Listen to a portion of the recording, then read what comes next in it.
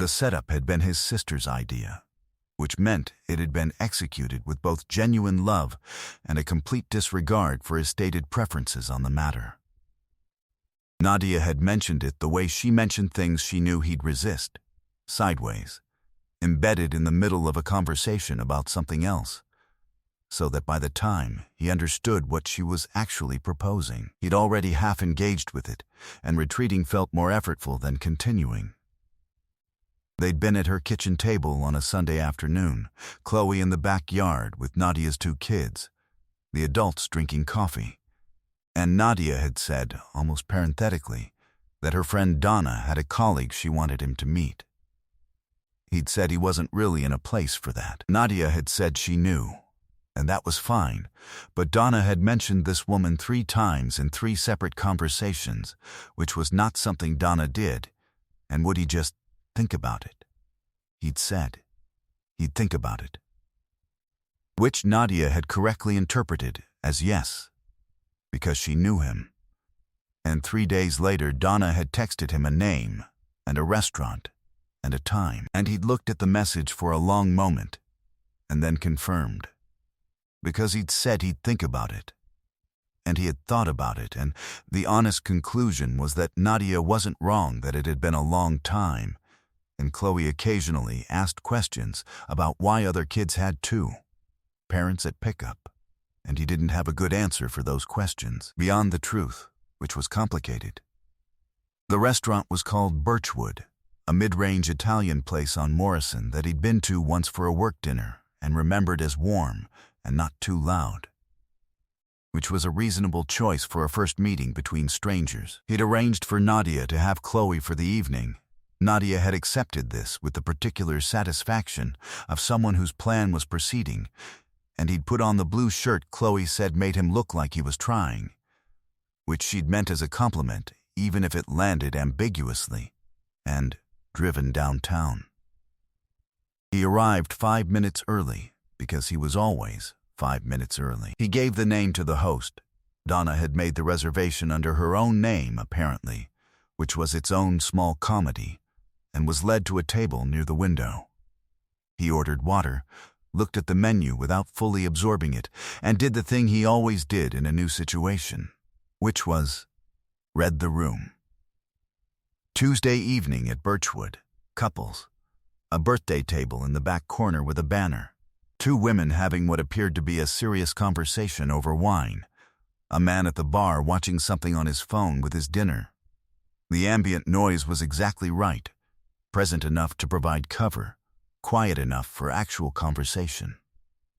He was reading the pasta section of the menu when he heard the host at the front of the restaurant, and looked up.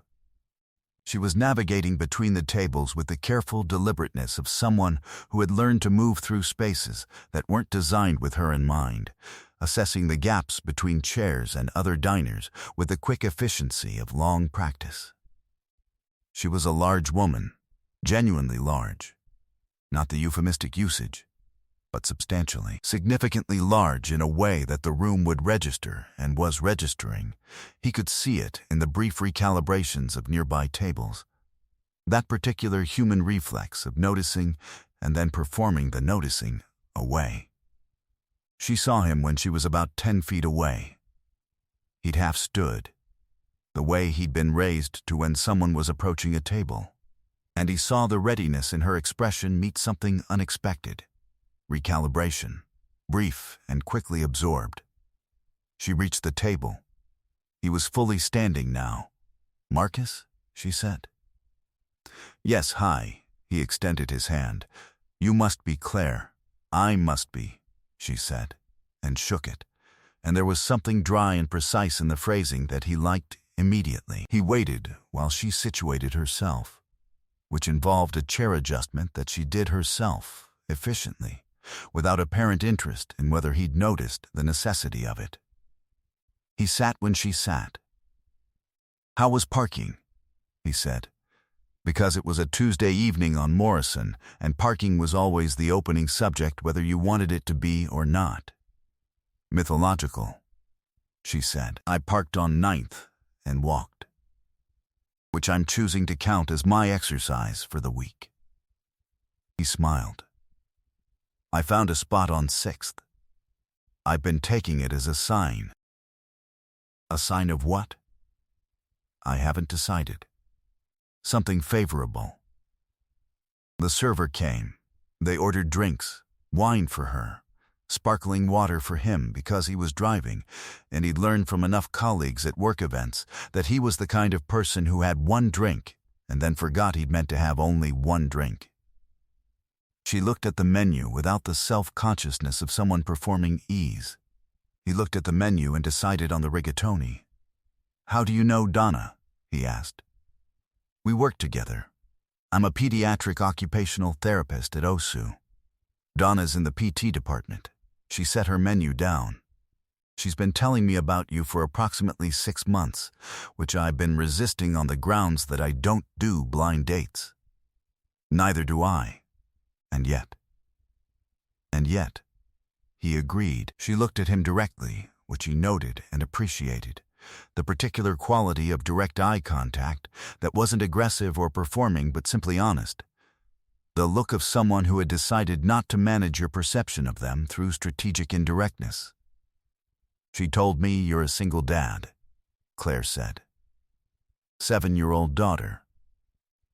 Chloe. What's she like? It was the right question. Not told me about yourself or what do you do, but a question about the person he'd just named, which required him to actually think about Chloe, rather than deploying the shorthand of a prepared answer.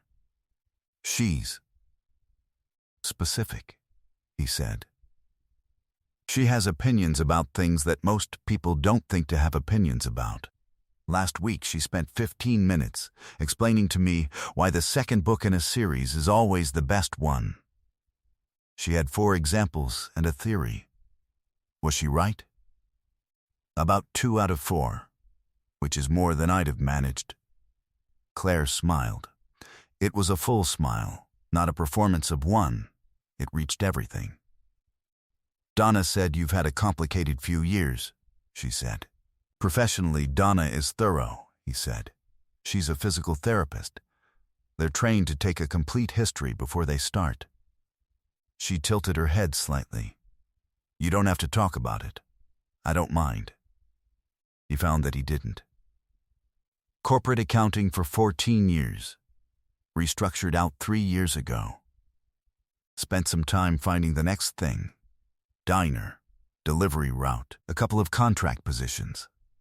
Now I'm at Callaway Dynamics, strategic analytics. He paused. It was a longer road than I expected, but I'm not sure it would have gone the way it did without the detour. "What do you mean?" "You learn things about how things work when you're operating at the ground level," he said. "I see corporate processes differently now than I did when I was only ever inside them. The diner made me better at reading rooms. The delivery route made me better at reading space. Both of them made me better at the work I'm doing now." She was watching him with an expression of genuine interest, the kind that isn't managing itself. "That's a generous reading of a difficult experience," she said. "It's an accurate one," he said. "The generous reading would skip the part where I sat at my kitchen table at midnight running numbers and trying to figure out how to explain to my 7-year-old why things had changed without scaring her." "How did you explain it?" I told her the truth, in the version that was her size. That sometimes jobs end and you find new ones. That we had enough and would continue to have enough. That nothing important was changing. Was that true? The last part was. The first parts required some work to make true. He looked at his water glass. She's practical about it. More practical than I was, at 7 or at 42.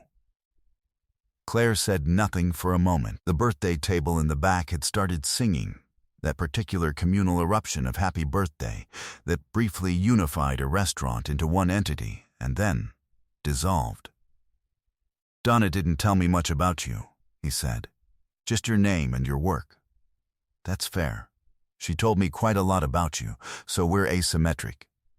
She said it without complaint, just as fact. pediatric aunt for 11 years. I work primarily with kids with motor delays and sensory processing differences. Some of my kids are in early intervention. Some are school-aged. She paused. I love it. Genuinely. Which I say because not everyone believes that about a job you've done for 11 years. I believe it. I know what it looks like when someone's describing work they find meaningful versus work they've made peace with. She looked at him. Which is which? You said, my kids, he said. People who've made peace with a job don't say that. Something moved across her face, a brief, unguarded thing. Their food arrived. He'd been right about the rigatoni.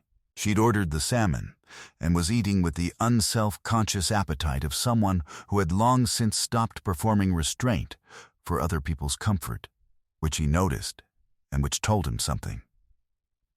Can I ask you something? He said, after a few minutes. Probably when you walked in tonight, you'd already decided something. Before you saw me. What was it? She was quiet for a moment, turning her fork slightly. That I was going to have dinner, she said. Just dinner. And if it was awkward or uncomfortable, or if you were someone who was going to spend the evening looking at me the way people sometimes look at me, I was going to eat the salmon and have a glass of wine and call it an experience and go home. What kind of looking? She met his eyes, the kind where you're aware, throughout the entire meal, of exactly how much space you're taking up. Where every move, reaching for the bread, shifting in the chair, registers in the other person's face before they've managed it away. She said it plainly, without bitterness, and without the careful hedging of someone who's worried about how it's landing. It gets tiring, blind dates especially, because you're both already managing so much information about a stranger, and adding that into the room makes it, she paused. It makes it small. The room gets very small. He held her gaze. For what it's worth, he said, the thing I noticed when you walked in was that you navigated the room well. Which I noticed, because I notice how people navigate rooms. It's occupational at this point. She looked at him. And then I noticed that your expression was composed in a specific way that told me you'd composed it before coming through the door, which told me you'd been in rooms before where you had to prepare. He said this carefully, not to demonstrate anything, but because it was the honest content of what he'd observed and she'd asked, functionally, by telling him what she'd brought into the room with her. That told me something about the kind of person you are. Before you said a word, what did it tell you? That you're someone who does the hard thing anyway, he said. That's not a small quality. She was very still for a moment, not the composed stillness she'd arrived with, but a different kind. The stillness of someone who hasn't expected something and is taking a moment to absorb it. Donna did say you were perceptive, she said finally. Donna appears to be accurate about a number of things. She looked at her plate, looked back up. You have a daughter who asks you about why other kids have two parents at pickup. He hadn't mentioned that. He looked at her. Donna, she said. Of course. What do you say to her when she asks? He thought about it honestly. I tell her that families are different shapes. That our shape is me and her and Aunt Nadia and the people who love us. And that's a complete shape, not a diminished one. He paused. And then I tell her I'm working on it. Because she's 7, and she's practical, and she'd know if I wasn't being straight with her. You're working on it, she said. Hence the blue shirt and birchwood on a Tuesday. She laughed then, a real one, the kind that doesn't ask permission. You've been doing that since she was 5? She said. Since the first week after the separation. I didn't know what else to do. I knew I could draw. What do you draw? Whatever she's talked about recently. Whatever she's curious about. Last week it was a Saturn V rocket because there was something on television about the moon landing, and she wanted to know everything. Week before that it was a specific type of beetle she'd seen on the walk to school. She keeps them in her sock drawer. She calls them evidence. Claire was quiet. Her wine glass was empty, and she hadn't reached for the menu to order another, which he'd noted without commenting on. Evidence of what? She asked. That I'm thinking about her even when I'm not with her. He said it simply. Her word, not mine. She explained it to her friend in the school cafeteria once. I heard it by accident. The silence that followed was the kind that a room holds when something true has been said in it. That's... She stopped. Started again. Her voice had changed register slightly, moved somewhere quieter. I work with children who struggle to communicate. Some of them are preverbal. Some of them have language, but it comes sideways, in forms that parents can't always read. A huge part of my job is teaching parents how to look for the evidence that their child is reaching for them, even when the reaching doesn't look like reaching. She paused. What your daughter said. That's exactly what it is. A child explaining that she's been reading her parent, collecting the data, building a case for something she needs to be true. He looked at her. You're very good at that, he said. At what? Finding the meaning in the form of something, seeing what something is reaching for. She looked at her empty wine glass. 11 years of practice. It shows. In the good way. She looked up at him. The evening had settled into itself. The restaurant quieter now, most tables clearing. The ambient noise dropping to something that felt private. I told myself it was just dinner, she said. I know, you mentioned that. I'm revising the terms. He held her gaze. What are the revised terms? To be determined, she said. But they involve at least one more conversation. I can work with that. She smiled. And he smiled. And the server materialized to ask about dessert, which they declined, and about the check, which he took before she could. And she looked at him with an expression that was partly the composed face she'd brought through the door, and partly something that had come through the composure over the course of the evening, something less prepared and more genuine. Outside on Morrison, the November air had made its decision about the night, and was cold in the decisive way of late autumn, the kind that woke you up after a warm restaurant.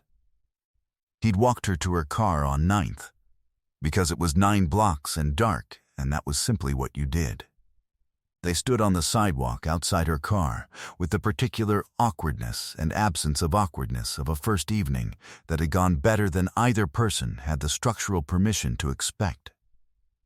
She had her keys. He had his hands in his jacket pockets against the cold. The second book in a series, she said. He looked at her. Your daughter's theory. What was her reasoning? The first book is establishing everything, he said, remembering Chloe's 15-minute exposition at the dinner table. It has to. It's building the world. The third book is resolving everything. It has to do that. But the second book is the one where the writer already trusts you. You already know the world. And the characters have room to actually exist in it, and nothing has to be wrapped up yet. She said it's the one where everyone gets to breathe.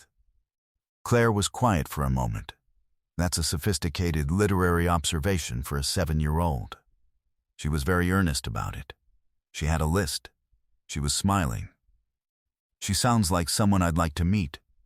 She'd like you, he said, and found that he meant it without qualification. She'd ask you a lot of questions about your work. She'd want to know about the beetle-level details. I like those questions. I know, he said. That's why. He waited while she got into her car, and she put down the window and said good night in a way that wasn't quite goodbye, and he said good night in the same register, and she drove away toward Ninth, and he stood on the sidewalk for a moment in the cold, before starting the 9-block walk back to 6th. The city was doing what it did at 10 on a Tuesday, quieting, settling, the pedestrian traffic thinning to a more considered stream. He walked with his hands in his pockets and thought about the evening, turning it over the way he turned things over when he wanted to understand them properly rather than just react to them. He thought about her walking through the door of Birchwood with a composed expression and a readiness she'd built before she arrived. The way you built things when you'd learned that rooms didn't always meet you well. He thought about the way she'd said "my kids" without noticing she'd said it. The unguarded truth of it. He thought about the salmon eaten without performance, and the full laugh, and the way she'd found the meaning in what Chloe had said about the evidence in the sock drawer faster, and more precisely than almost anyone else he'd ever told it to. He thought about Chloe's theory about the second book being the one where everyone got to breathe. He got in his car on 6th. Sat for a moment. Texted Nadia, "Good. Better than good. Don't say I told you so." Nadia responded in 4 seconds, "I told you so." He drove home through the Portland streets, which were wet and lit in the way he'd come to think of as specifically theirs, his and Chloe's and Nadia's and the city's, and let himself into the apartment and went down the hall. Chloe was asleep. Gerald the rabbit was under her arm. He stood in the doorway and looked at her, and felt the shape of the evening settle into the larger shape of the life, which was an odd shape, not the shape he'd planned, but complete in the way he'd been trying to explain to her since she started asking questions about pickup. He went to the kitchen table. The napkin square was already out. He'd started it before he left, an outline of something he hadn't decided yet. He sat down. He decided. He drew, carefully and with attention, a small figure of a woman walking through a restaurant door, the room opening around her, everything in the room turned toward her in the way of a space receiving someone who had come to take up exactly the right amount of it. Not for Chloe's lunch. Just for himself. Just because it was the true thing and he'd learned, over 3 years of kitchen tables and midnight numbers and delivering produce through a dark city at 6 in the morning, that the true thing was worth marking when you found it. He folded it anyway. Put it with the others. Evidence.